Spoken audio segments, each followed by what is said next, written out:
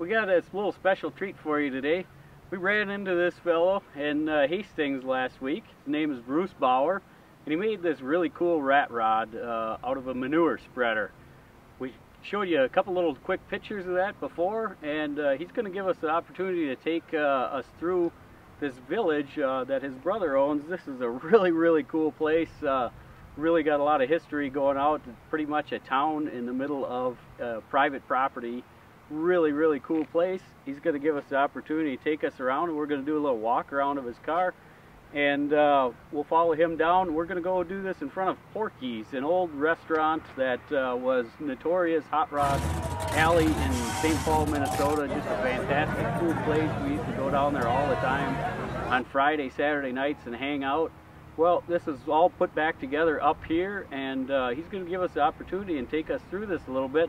We'll get down there and take some pictures and do a little walk around of his car. He can tell us what that's all about and take us through this town a little bit. And thanks a lot, Bruce, for having us out here and giving us this opportunity. I really appreciate it. This is a really cool thing. And why don't you come on along with us?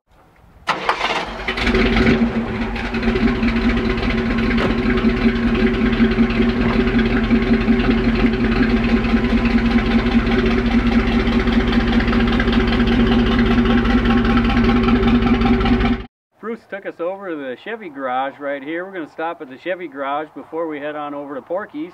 Bruce, why did you build a rat rod out of a manure spreader? Well, about 4 years ago I started on a project that was a 63 Chevy short box pickup, and it took 4 years to build it and 3 trucks to round up all the parts that I needed to build this, and I even actually bought a cab from Texas for the truck.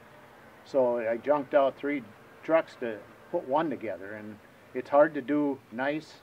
It's a lot of work, body work and stuff, so I wanted to build a rat rod and this time, and I wanted it to be different, and so instead of a car body I used a manure spreader. And when on building this whole thing, my criteria was that either everything I challenged on it, windshield or whatever it be, shifter or whatever, it wasn't going to be chromy, it wasn't going to be new, it was going to be something from the farm, or it was going to be an antique item.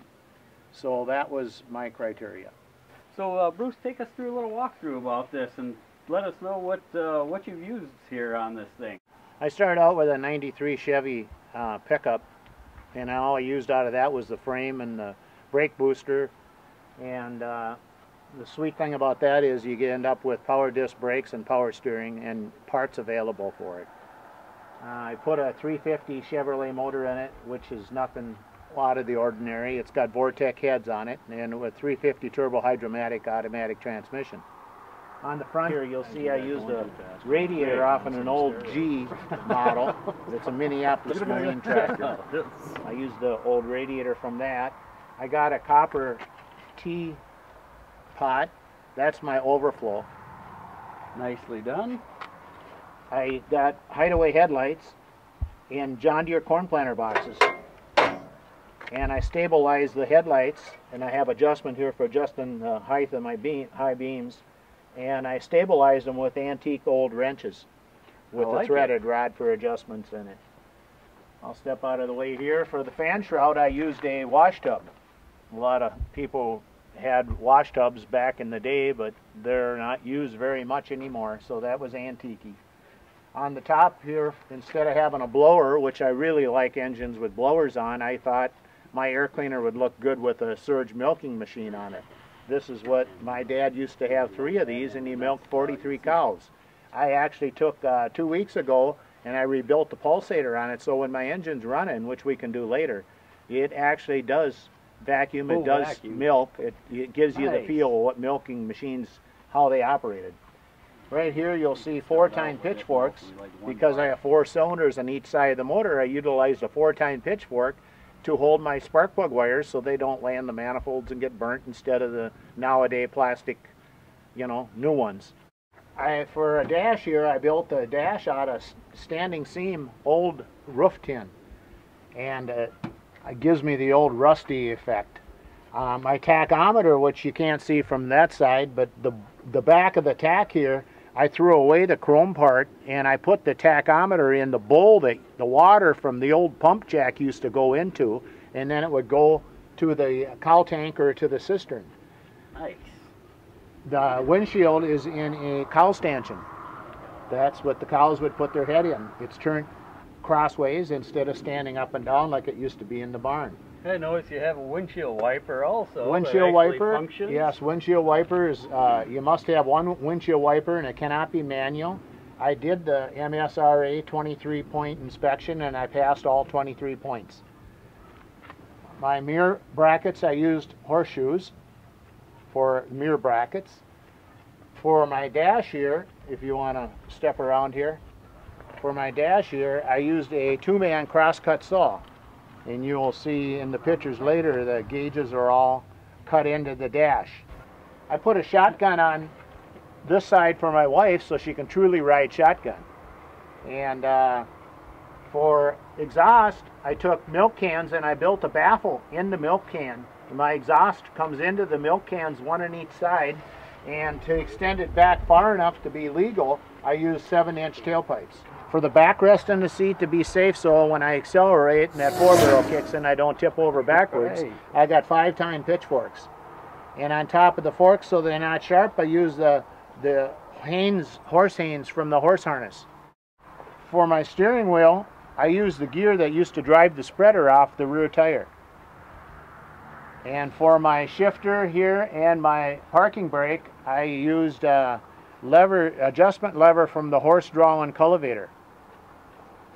For my gas pedal, I used a treadle from a New Home sewing machine, and for my brake pedal, I used a horseshoe.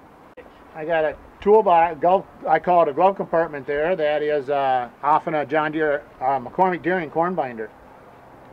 And here's the sides of the New Home sewing machine that I used for the treadle out of, and I use them for a backrest on my rear passenger seats, which I've got toilet seats, cushioned toilet seats.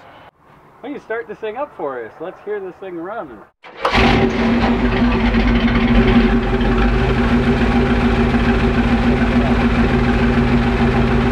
Yeah, it definitely sounds pretty good.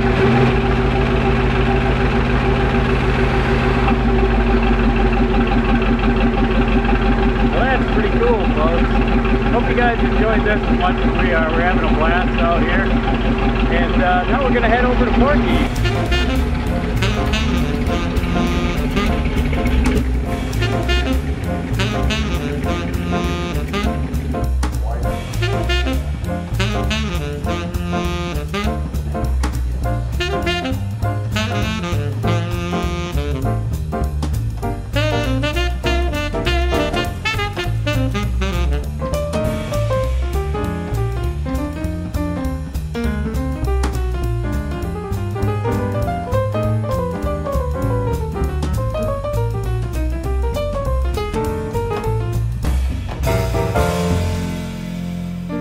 Really want to thank you, Bruce, for having us out here. It's just been an absolute pleasure.